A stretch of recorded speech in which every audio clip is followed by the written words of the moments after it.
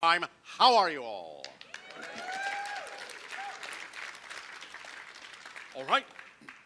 In my ancient language, Atu Inanika. Good day, ancestors. We will begin this portion of the interaction with a little bit of a follow-up to what has already been said briefly, with the idea of the different games as analogies for the different levels of consciousness in your reality.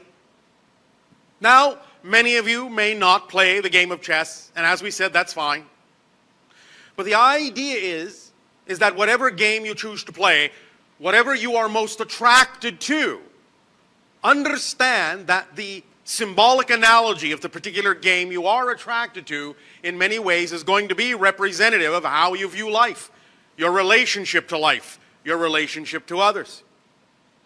So while you take whatever time you wish to take to think about that and let that sink in so that you can use the game you're most attracted to as an analogy for your life and allow that analogy, allow that game and the rules of that game to help clarify many of the things going on about your particular approach to life. Looking at it that way may provide some illumination for you about certain things, certain ways you go about things in life that can aid and assist you in playing that game of life. At the same time, we do encourage you to also stretch a little bit by at least making an attempt to play a different kind of game now and then and see what other new portions of yourself you may have been aware of or unaware of may come up for you from a different perspective by playing a different game. Seeing even the things you are familiar with from a slightly different point of view and discovering things you were unaware of by playing the new game with different pieces than you may be familiar with. Using this analogy and actually playing these games physically, as we have already suggested, may allow you to really connect much more strongly, to really bond vibrationally with different aspects of yourself that, again, you may be somewhat familiar with, but may not necessarily be getting a complete picture of, a whole picture of. And this meditational technique, this analogous technique, can serve you to give you a broader perspective of the way you approach life, the way you go about things, the way you think, the way you behave, what you believe, how you feel. So use these analogies, use these techniques as a permission slip to give yourself permission to be more of who you are in whatever way, shape, or form seems most attractive to you. Now, letting this sink in, we will once again ask, in what way may we be of service to you with the questions and answers, or if you wish, in our ancient language, Atu Iliadashta, what reflections may we provide? You may begin with your questions if you wish. Hello, Bashar. And to you, good day. Speak up and be bold so that all may hear what you have to share. I had two questions. Yes. The first one would be if you could explain the concept of maturity. Maturity. Mm-hmm. All right. And the second? Is there such thing as soulmates? Let us begin with the second. Is there such a thing as soulmates? Yes and no. No in the sense that it isn't always what you think it is in the way that many of you define that idea, and yes, in that sometimes it is, but it is also many other things.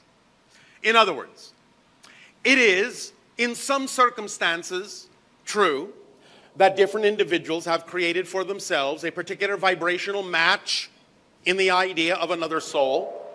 Sometimes that is actually even a split off of the same oversoul. Doesn't always have to be, but it can be.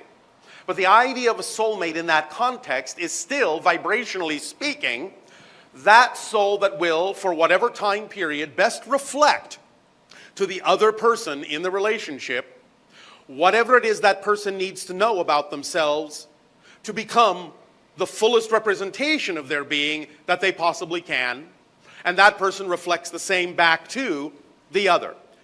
Thus, in that context, while it may be possible to set up very specific interactions and relationships in life that are representative of what you classically call a soulmate energy, you can also understand that from the definition we have given you, anyone that you interact with at any given moment is a type of soulmate, because they're the person that needs to be in your life at that moment. They're the person standing in front of you at that moment, reflecting to you at that moment the things you need to know at that moment to be your fullest self, if you use it that way.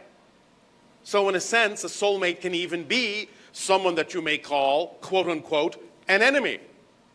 Because they may be putting you in a position of having to look at certain things within yourself, face certain things, examine certain things within yourself that actually ultimately serves you in the best possible positive way.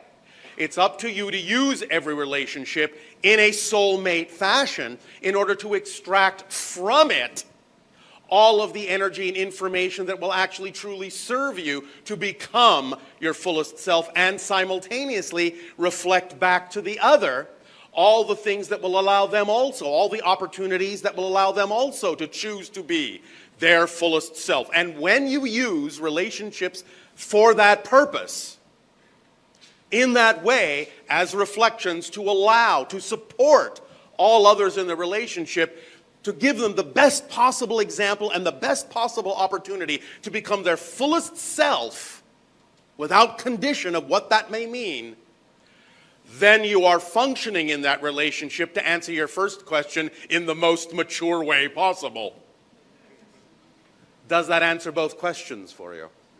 Maturity is the ability to truly see, to truly serve, to truly know what is going on for the best of all concerned, and to trust and allow the synchronicity in your life to unfold in a way that you know is actually serving everyone best, including you. So that there are no need for the idea of desperation.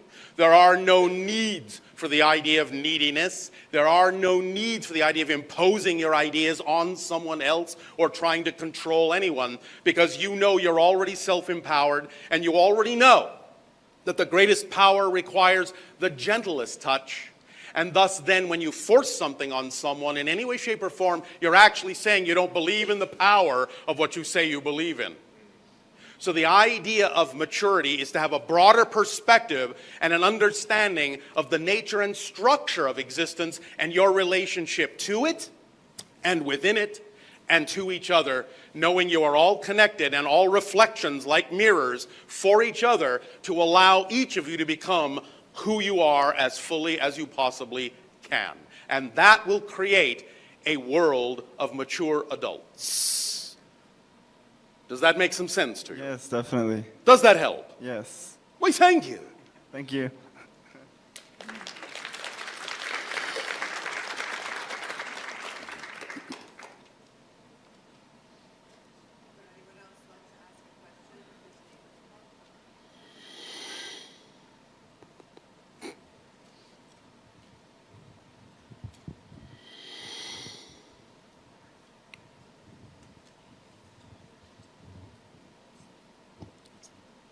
Greetings, Bashar. And to you, good day. I wanted to ask you about the use of magnesium stearate as a filler in nutraceuticals and what the general and specific pros and cons are of that. In that context, do you believe it is the most organic and natural thing that you can use? No. Well, there's your answer then, isn't it? Okay, excellent. Simple. Now, this does not mean that other things cannot sometimes be representative of different people's belief systems, for different things will work for different people in different ways based on what they believe to be true and what they believe will work. Nevertheless, there is a general idea based on what we talked about earlier about the general collective level of the game, the general rules of the game, that all the things you truly actually need for support have already been provided for you automatically on the game board by the earth itself. And when you have a fuller understanding of what all those things are, you will realize that you don't necessarily need in every circumstance to create something artificial. The idea of extending yourself in that way can be a natural extension, but the idea is also for the purpose of refining your belief systems to the point, ultimately, where you know that it will take very little of what is already provided for you in a natural way to suffice to support you in all the ways that you need to be supported in your life. Does that clarify the idea? Yes, it does. Thank you. Is there anything else you wish to discuss? Yes, if you could expand and clarify on the understanding of the activation of mitochondrial DNA and how it connects to the 6th generation of hybrid children. The mitochondrial DNA is in some ways paramount to the idea of the continuation of your race, the hybrid race, in a way, because ultimately your world will become what we have termed the 6th hybrid race. And the mitochondrial DNA is of paramount importance in making sure that there will be sufficient compatibility in your DNA structures into what you call the future for the transformations that need to take place in your species to take place to allow you to become what might be termed hyperhuman. Does that make sense? Yes. Does that answer your question? Yes, it does. Thank you very much. Thank you.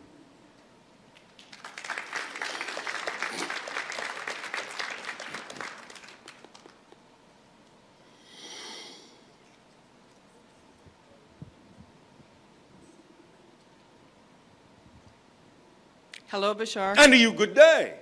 I want to say how much I love and appreciate you. Oh, well, thank you. Our unconditional love to you as well. May we ask you a question? Thank you. Yes. What game are you most strongly attracted to? Pinochle. Oh. Cards. Yes. Why? Because I've spent years playing with my mother. Oh, all right. So it has that association for you. Yes. All right. Any other reason why that particular form of game? It's one of the few I play. What does it allow you to express that you feel you could not express otherwise? All of you, of course, can apply these questions to yourselves, whether we ask you this question directly or not. You can be examining this as this conversation unfolds. What are the things that allow you to express that you feel other games would not? I can't answer that, but what it does express... Oh, yes, you can. I'm sorry.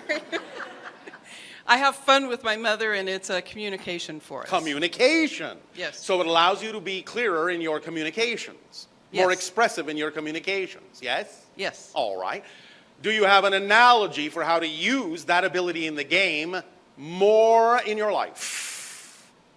Does it allow you to apply that ability from the game to your life? Not as I can see it right now.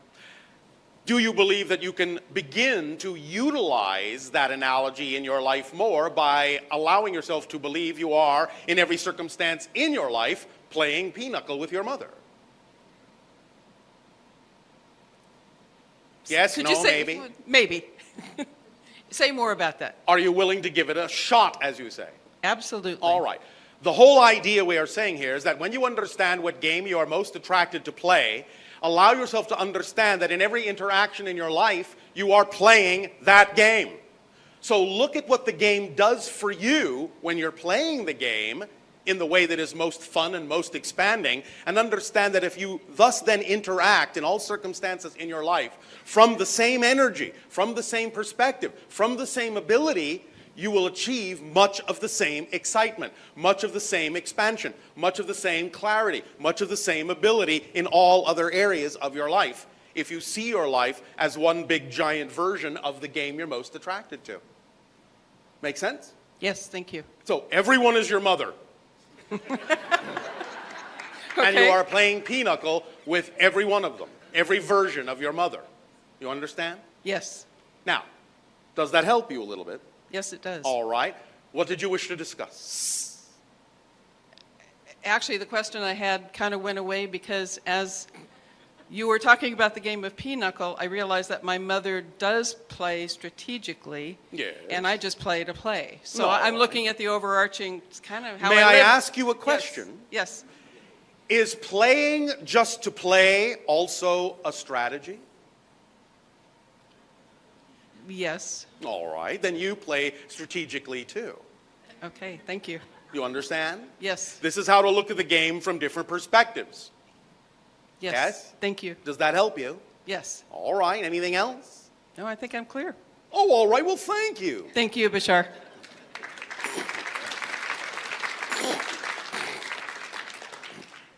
Please understand that when we say playing strategically, we do not mean in any way, shape, or form to imply that you are being deceptive in a negative way.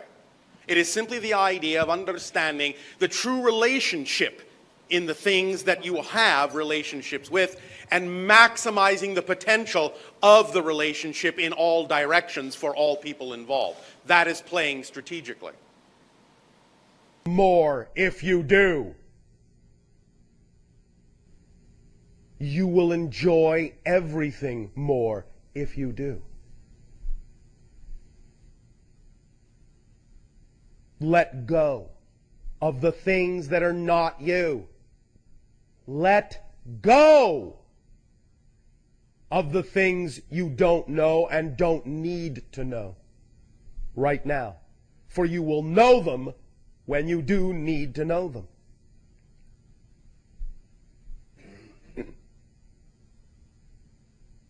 As the energy on your planet accelerates, as you allow yourself more and more glimpses, more and more experiences, more and more opportunities to experience the knowing state, which is, as we pointed out, as simple as easy as saying, I am. The more you allow that knowing state to permeate all of your life, every situation, every circumstance, no matter how seemingly mundane, no matter how seemingly small, doesn't matter. The more you do that, I guarantee you, the more you will suffer when you don't do that. Now, if that isn't some incentive, I don't know what is. I do not do it to scare you. I do not say it to make you afraid. We say it to let you know you are truly free to live in that knowing state and to live in it freely enough to know that you don't need to know everything all at once. Just what you need at that moment. We do not wish you to suffer. You do not wish you to suffer unless you do. But it's your choice. You don't have to believe us. You don't need to believe us. But you need to decide for yourselves what state you prefer. And you need to decide for yourself that it's easy to create that state. I am. The dots on the paper. The higher airplane. That's where you live. That's where you live. In that mansion, that gorgeous, beautiful, creative, shining, sparkling mansion.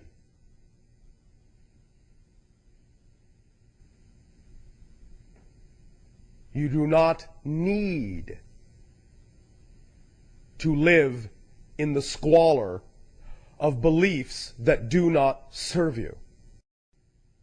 If you choose to do so, understand that you're choosing to do so. There are no exceptions.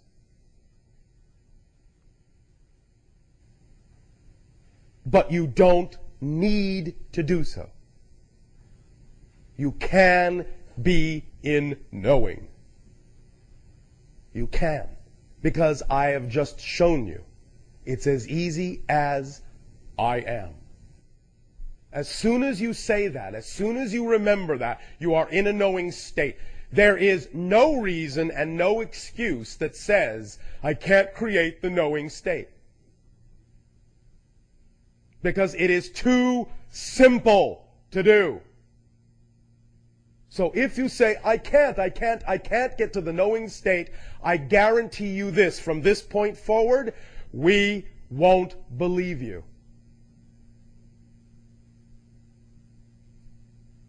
Say it out loud. I am. I am. It is an absolute fact. You didn't have to repeat that. But thank you for doing so. Shows you are in the moment. because it's true. It is an absolute fact. If you want to say it out loud, by all means, it's an absolute fact. That I am. There is absolutely nothing that can contradict this. Nothing exists that can contradict this. If you are, then you are. That's it. Isness is your only quality. It can become nothing else. Isness, the quality itself, can become nothing else. Yes, within creation, you can experience becoming many things, but all of them still exhibit isness. They all still exist. You still exist. No matter what you become, you still exist. Existence is your basic quality. That can't change. It is the first law. It doesn't change. It is. It is. It is. It is. It is. You are. You are. You are. You are. I am. I am. I am.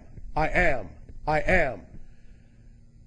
Even if it were possible for you to suddenly not exist at all, you'd never know it, so why bother caring?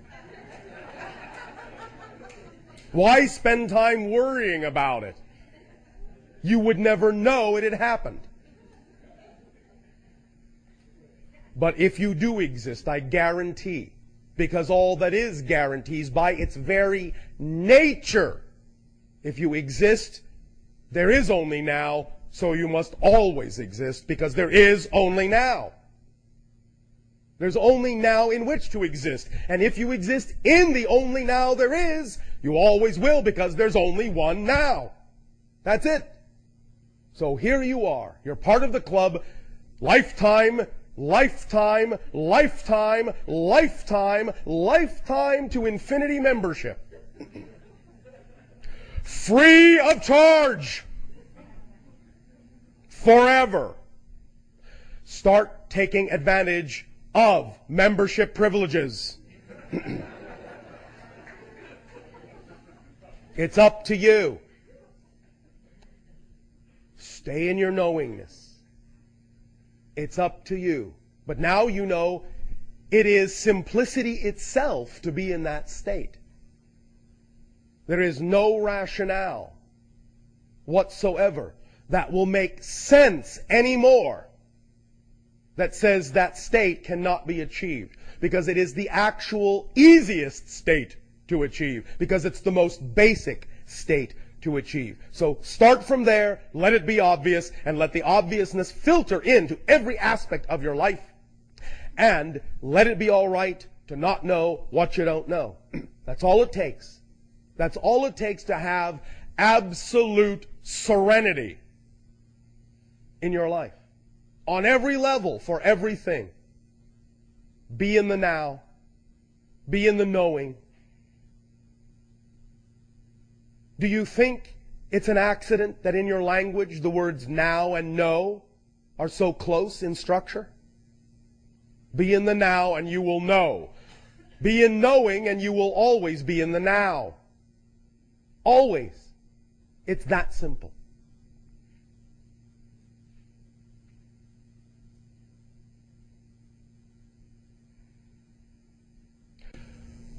What is your time frame?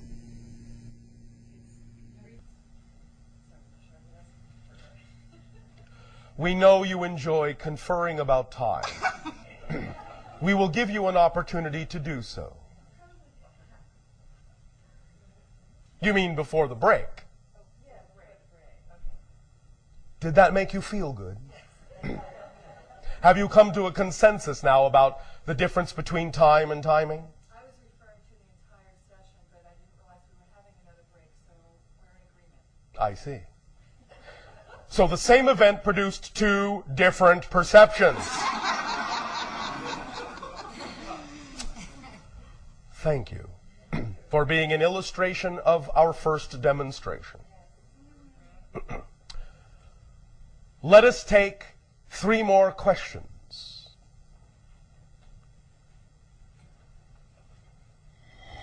Bashar, this is a question from a News for the Soul listener. Oh, all right. And it's a compound question. A I'm gonna put these, compound question. yeah, I'm going to put these together. Yes. It says, okay, I can talk the talk, but why is it so hard to walk the walk concerning faith when the chips are down and things aren't going my way? Am I just deluding myself? And please explain where the line is, the limits of what is actually possible through the power of faith or knowing for real in this dimension of reality. To some degree, this question has already been answered. The idea simply is that any delusion that exists is the delusion that the negative belief systems hold sway over the positive ones. So when you say the chips are down, turn them up, because you have the ability to do so. It's not deluding yourself to turn them up, but the irony is you don't think you're deluding yourself when you turn them down. The idea is, as we have recently discussed also, yes, of course, you live in what might be described as a relatively limited reality, and of course, certain things will not be apropos to manifest in your reality. It doesn't mean that there really are limits per se, but there certainly are agreed upon parameters that will make sense according to your local reality. So you will usually abide by them. But with parameters, you have free rein to go far and wide in choosing anything that represents your creativity and joy. To put it simply, if there is really something you're passionate about in your reality, it really truly represents your true passion in that reality, it would make no sense for you to not be capable of manifesting it in your reality. Therefore, anything you're truly passionate about, you probably wouldn't be passionate about if it were not possible to manifest in your reality. That sounds wonderful. We think so. Oh, what? We know so. Oh, that's great. Well, thanks very much, Bashar. You are welcome. Any other questions? Good afternoon, Bashar. And to you, good day.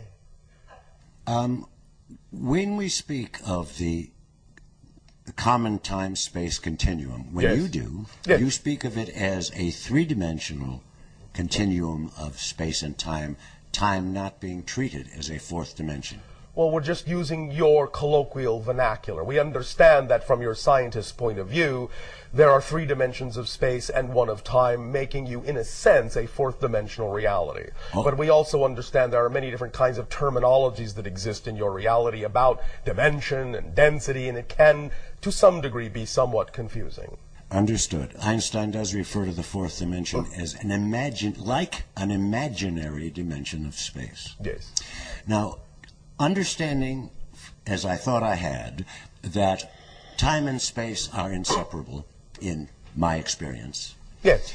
I come across what they call M theory, Yes. which arrives, short version, at an 11th dimensional model Yes. in which they have 10-dimensional universes Yes. floating in an ocean Yes. of an 11th dimension of time. Yes. And that sounds to me like we have now made a new kind of time, which is absolute, linear, and just like the kind of notion of time that was pre-Einsteinian. And I'm having some desire to put these notions of time together or relate them. I see. What your scientists are actually discovering is that there are levels to the concept. We sort of discussed this before when we said that anything outside the one does create some sense of, quote-unquote, space-time referential positioning. But there are varying degrees of this. There are certain levels of this. And what they have simply come across is they have reached an understanding that there is another level above physical reality where that kind of so-called barrier, that arbitrary barrier, also exists. I'll put it another way. We have often said, and this again may seem like an arbitrary representation, but you will understand the analogy, we believe, that above a certain frequency level, what you call the speed of light, that defines the border, so to speak, of your physical space-time reality. But there are things that exist at higher frequencies than that are not part of your dimensional experience. But even that domain has its own upper limit beyond which you then recognize you've shifted to yet again another domain, and another domain, and another domain, and another domain. So the theory that your scientists are working with now is simply a mathematical representation of a higher domain's upper limit, where it would once again seem to be the kind of impositional structure that is similar to the kind of impositional structure you experience in your typical third-dimensional space-time reality. Is this making any sense? Oh, yes. All right. So it's not so much that I need to take the physical picture as to understand that this is an expression of a mathematical reaching. Yes. Now, I have, and I'm going to ask you to critique or whatever this notion. It is my understanding that in a continuum of any number of dimensions, it takes one more to know it. Yes. So that, as your Einstein said, you cannot solve a problem from within the state of mind that the problem was created. You cannot see the forest for the trees. You have to be beyond the forest to see the forest. So that if it takes 10 dimensions, for example, for all there is. Yeah, knowing that that's just an analogy. Yes. All right. Then I would be the 11th dimension contemplating it objectively. Yes. And that is not essentially a sound way to hold the idea. Yes. It is one way to begin to work with those concepts, by always understanding that in order to perceive a concept in its entirety, you actually, so to speak, have to be beyond it, which automatically implies a bigger reality. Are you suggesting that the assignment of a finite number of dimensions to all that is inappropriate? It is not that it's inappropriate. It is appropriate for how you may want to work with certain concepts. But it will never be an accurate representation because infinity will always trump the finite. Mm-hmm. So whatever I make of that notion is a limitation. Yes, but it may be a very plausible or workable one for what you may need to apply it to. Thank you. Thank you.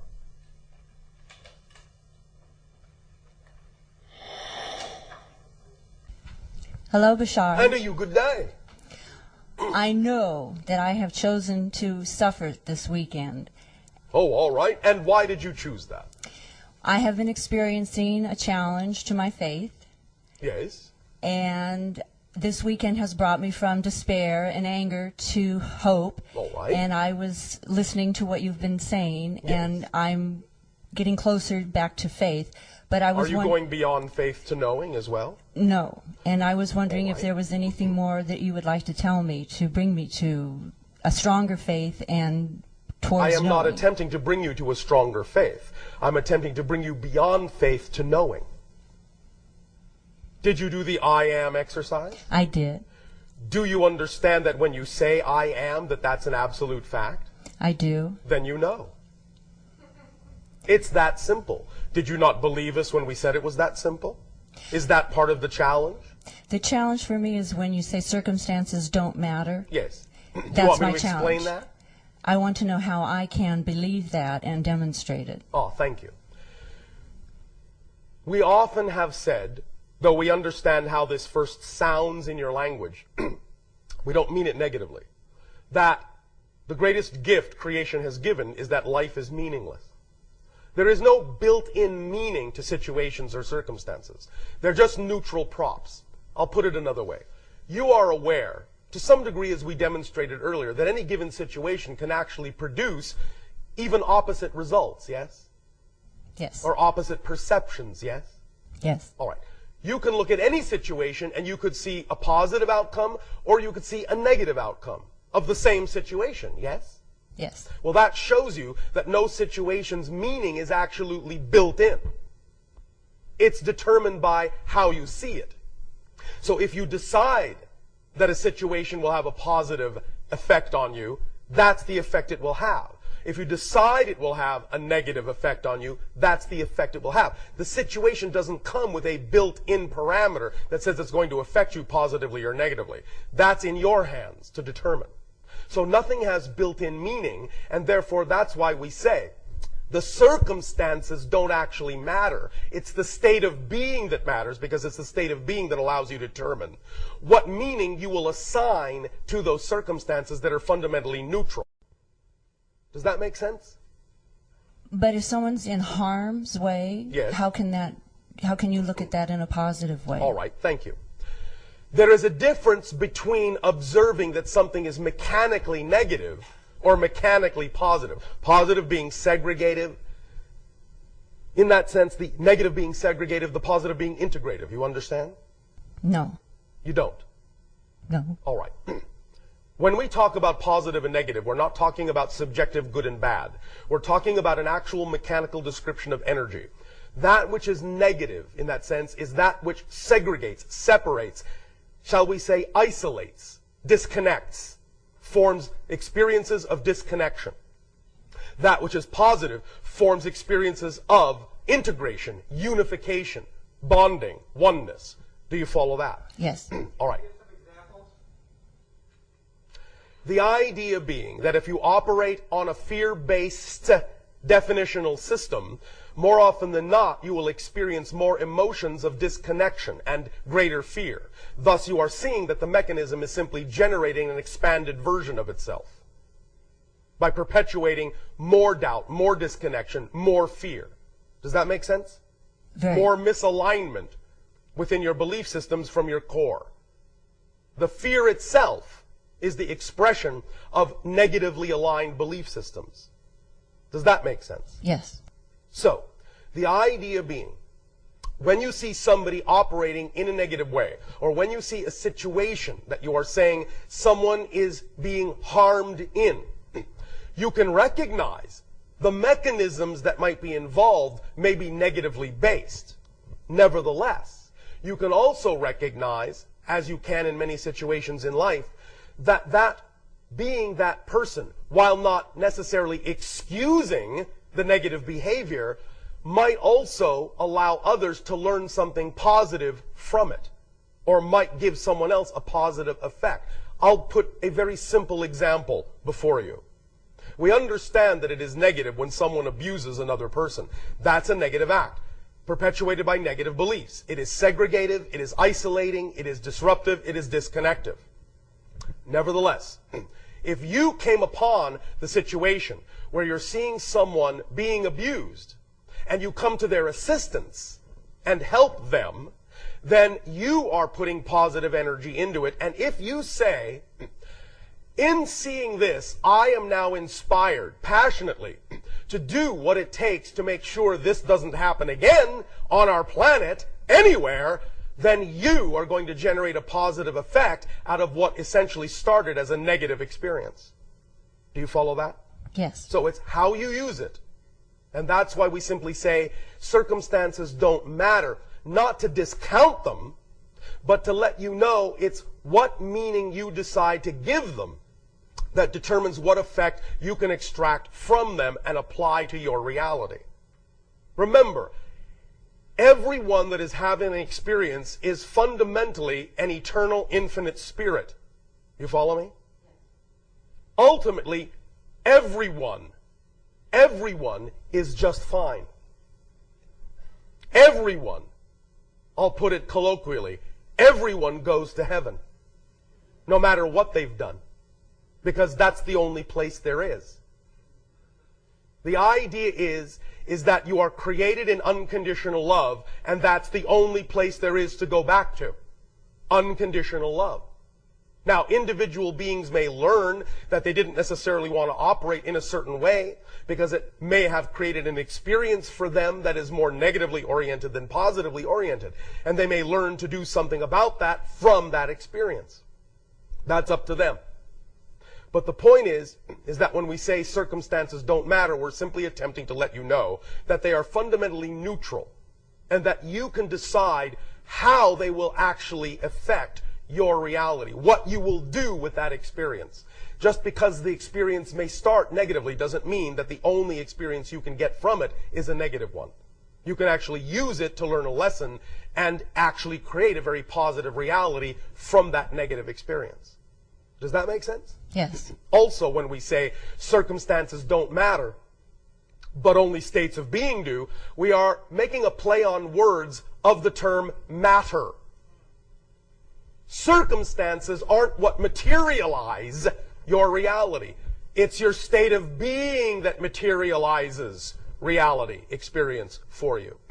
The circumstances are simply neutral props that allow you to decide whether you are, by reflection, in alignment or not. Does that help? Very much. Thank you. Thank you very much.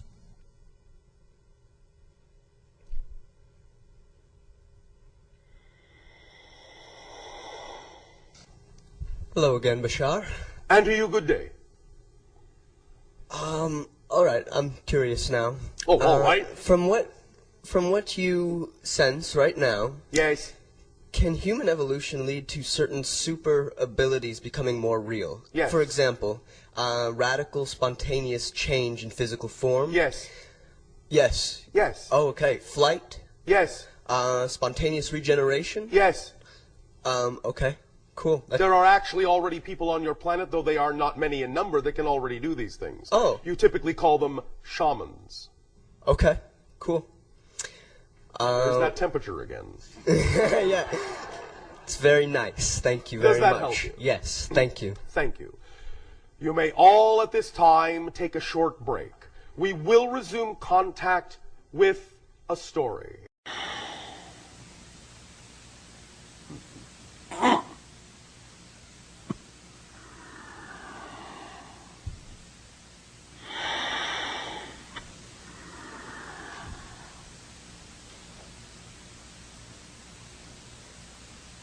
Or it'll say, let us continue this transmission with the following story.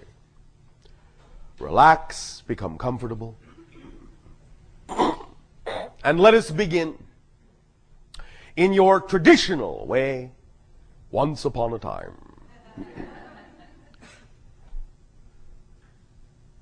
There was, many of your years ago, but yet to you, still many of your years in the future, a world which was fashioned for the purpose of continuing a civilization that had brought itself to the brink of destruction. And this world was fashioned so they could have a second chance at perpetuating their culture, their civilization. These are the ones who made us. The ones who made us found your parallel reality and other parallel realities, and fashioned from their own genetic material and yours several hybrid species of which we are one. I began my incarnation in my civilization 137 of your years ago, but yet still 2,700 years in your future.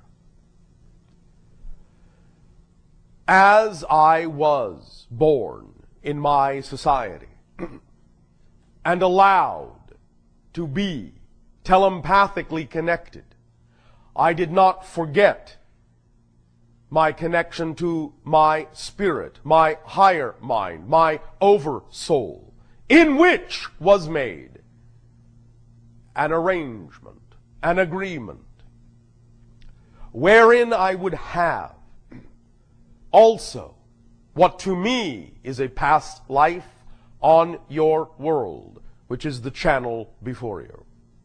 And in that arrangement was set out certain parameters for how that communication would occur, would evolve.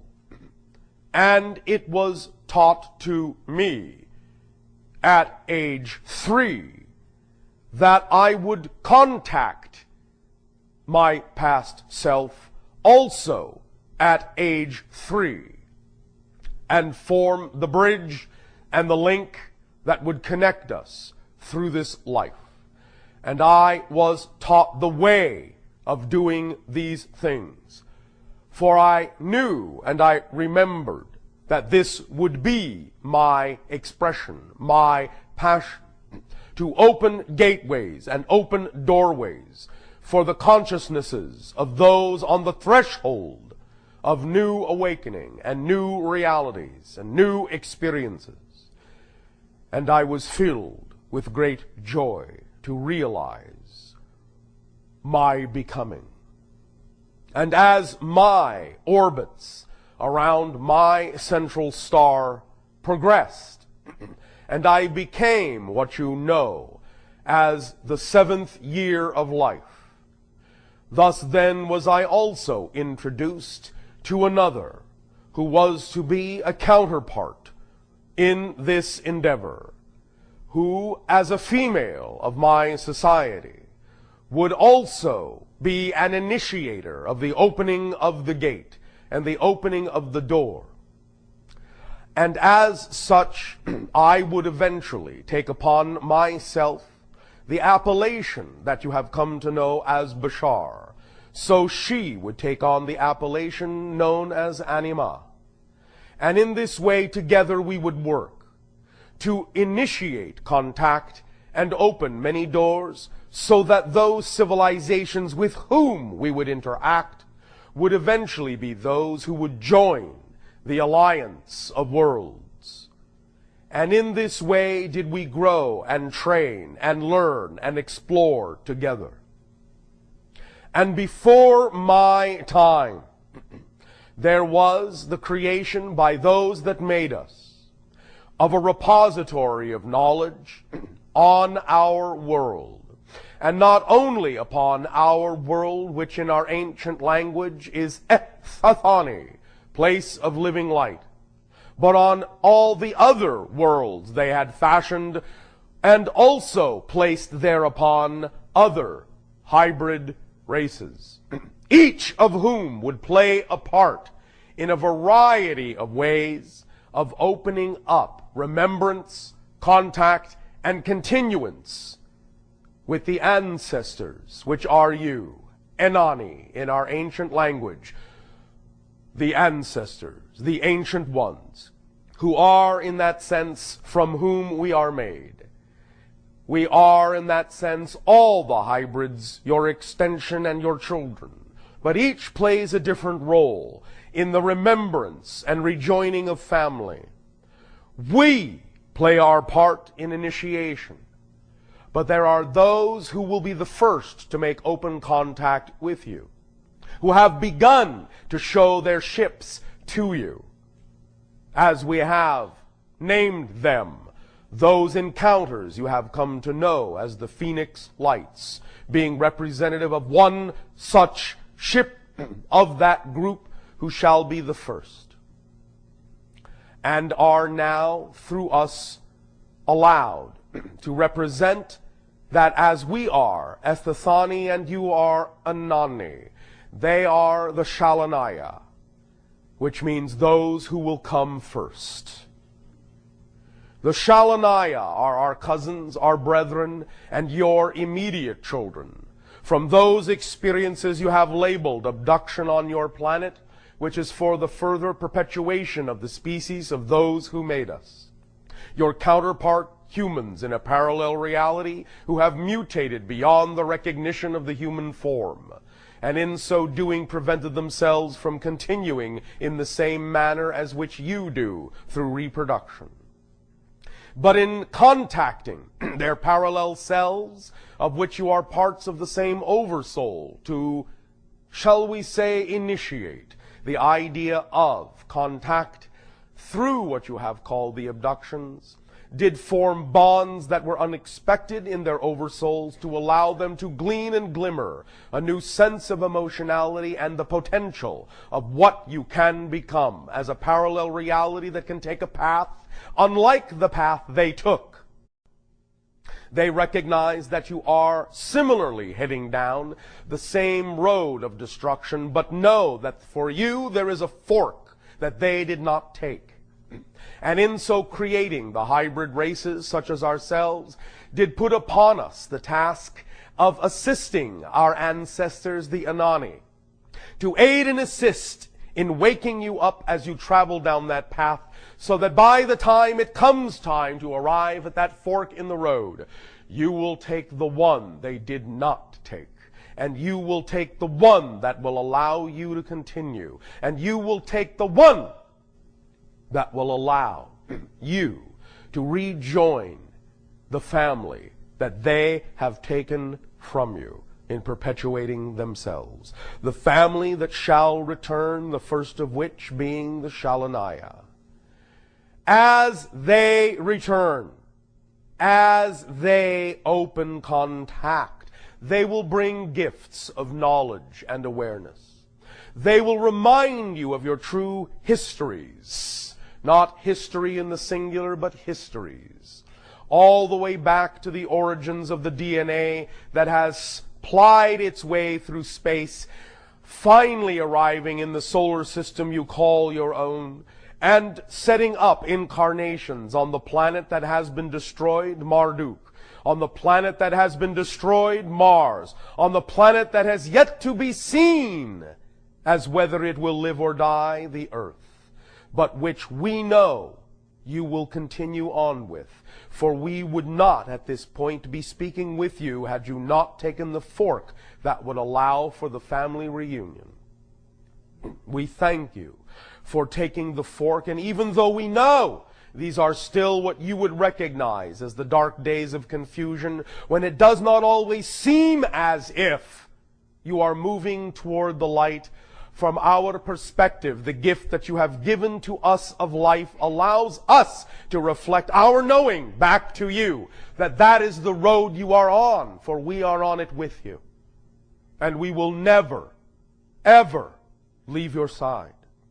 Though we may present ourselves in various ways at various times and express our beingness with you in a variety of endeavors that shall take different forms, that shall transform, always it will be with the essence of ourselves left within that endeavor that shall continue side by side with you, the Anani, our ancestors. For we thank you for the gift of life, and I thank you for my experience on my world and on yours simultaneously. I am enriched, and we are all enriched by each and every experience you allow us to have of you.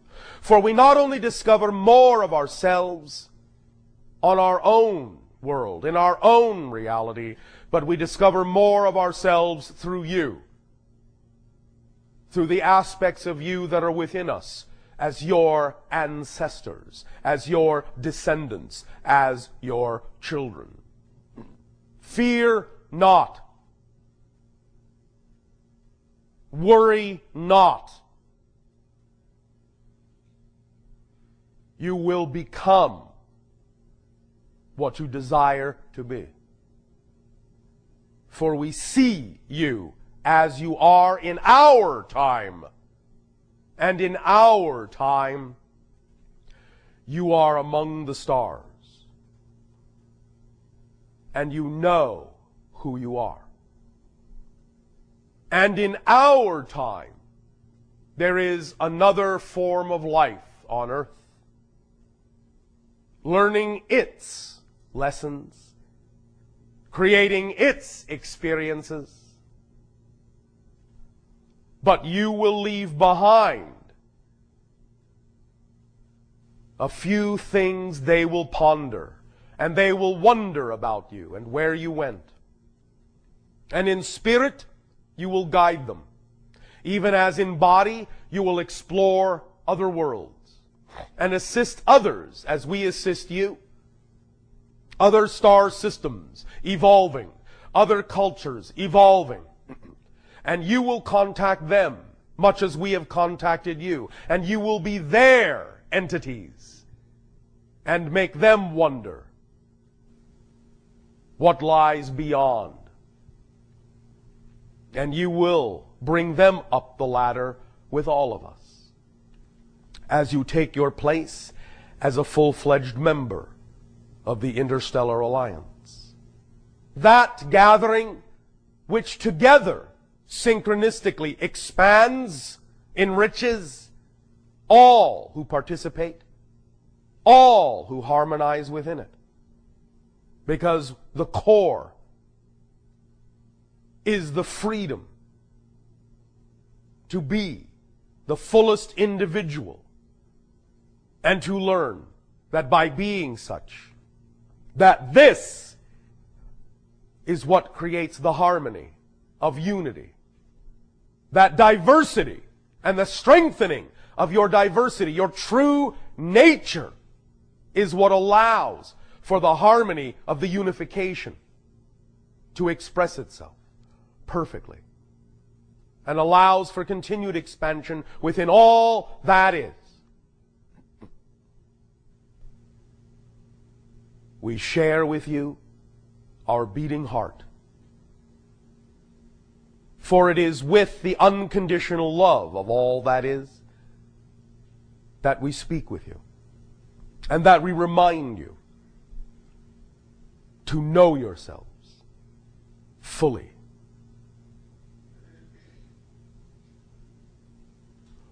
One moment, one moment, one moment, one moment, one moment, one moment.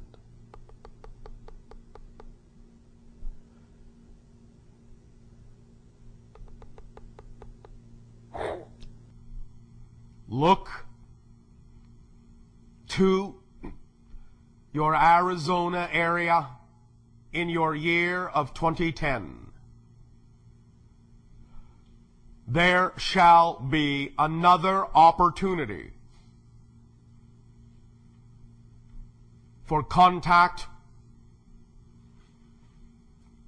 with the Shalaniah. Look to your Arizona area in your year of 2010. There shall be another opportunity for contact with the Shalaniah. In your year of 2008, you shall have an opportunity to set in motion the circumstances in your society that will allow for the initial recognition to occur in 2010. In 2012, there shall be, in a variety of what you call sacred sites, another opportunity for recognition of the Shalaniah. 5 years hence from then, what you would call your year of 2017, there shall be the first broad awakenings of the memories of contact that has occurred in and around various cities.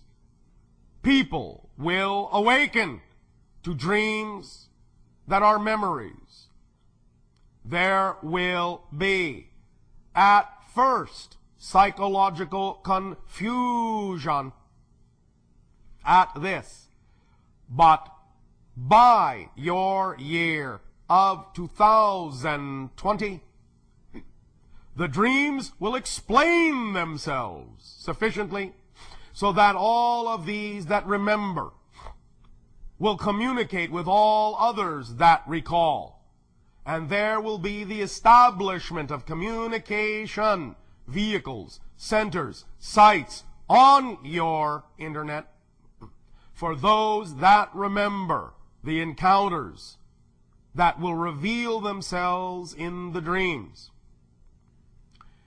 After your year of 2025, there will then begin a series of limited open contacts in isolated areas, predetermined, pre-selected, pre-chosen on your planet. In and around your year of 2030, there will be preparations for large-scale open contact in your year of 2033. These events are as we read your energy now. You have the ability in your year of 2008 to put exactly this timeline in motion. You also have the ability to extend this timeline depending on what you do in your year of 2008. It is in your hands now more than ever before. Begin open dialogue. Begin request of open discussion of what your government knows of extraterrestrial existence. Strongest opportunities that exist in 2008 for the change of your American government. Infuse that change with recognition not only of what must accelerate to aid and assist the environment of your world, but simultaneously with the idea of contact with higher, different, other intelligence. Begin in whatever way is representative of your passion, these dialogues, this infusion, these ideas. Use your imagination. Come from the knowing you. Do not be afraid of the dream. Do not be afraid of the dream. Do not be afraid of the dream. The dream is what will awaken you. That is the paradox. Dare to have the dream that will awaken you. Know yourself. And as you know yourself and give off more of the frequency of your true essential nature, the Shalanaya shall recognize you by that sign and shall gravitate toward those they must meet when the time comes, when the reunion happens. This is simply our opportunity to share these ideas with you, to share this possibility of unfoldment with you. One moment, one moment, one moment.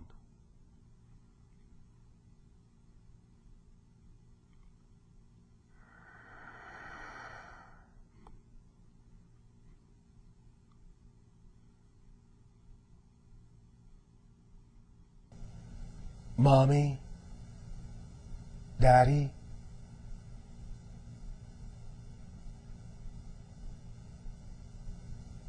we will soon no longer be just in your dreams. Mommy, Daddy, if you will have us, we will live side by side on a new world that will be both your and our home.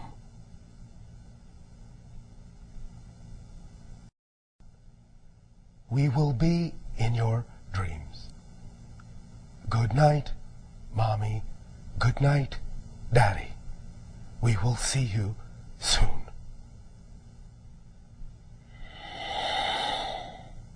One moment.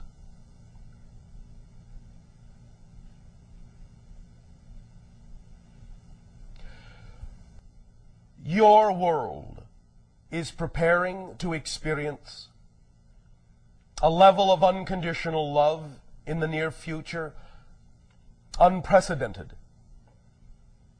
on your planet. Even in ancient times with other civilizations that were far more connected, far more in remembrance of their connection to spirit, never before on earth have you gone through the darkness to the light in this way, and the remembrance shall be profound by having taken that path. And the love, once regenerated, shall never be lost again. And in 1,000 of your years, you will no longer incarnate at all as humans on your world, but will, as we said, leave it for others to use for their own journeys, their own experiences, their own discoveries of self, but you will guide them, you will aid them, you will be their spirits, you will be their entities. You will be the ones to whom they turn for guidance. This is your legacy, even as it is wrapped up tightly with ours. For we are one family. And as family, we are inseparable. We love you. All of you. Each of you. Forever and ever and ever.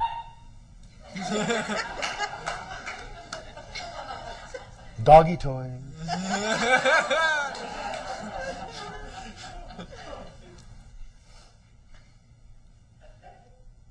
We are going to remind you now to know yourselves. Remember the simple things we have shown you here. The simple ways, the I am, to be in knowing, the dot on the paper. That's all it takes. Know what you know. You don't need to know what you don't know right now. That is sufficient for you to be all you need to be in this moment. Enjoy yourselves as we enjoy you.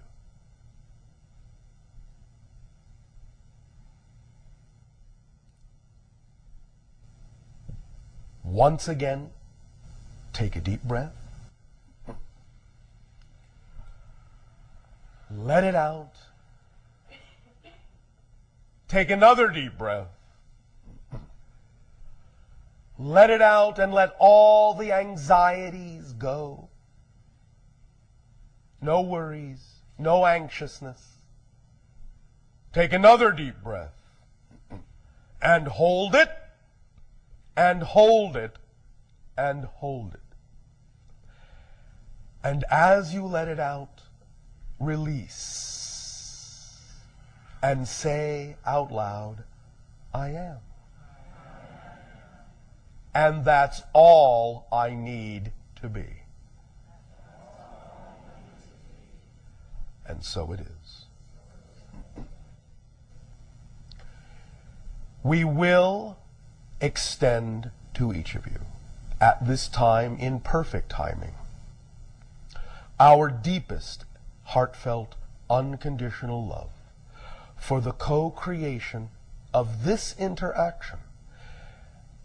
And simply we remind you that no matter in what form it comes, there are more surprises ahead, more excitement around the bend. Your imagination is limitless. Let it be your guide. And it will always lead you into the perfect place and the perfect time and the perfect surprise to discover more of your knowing self. And we will see you in and in between your dreams. Our unconditional love to you, and good day.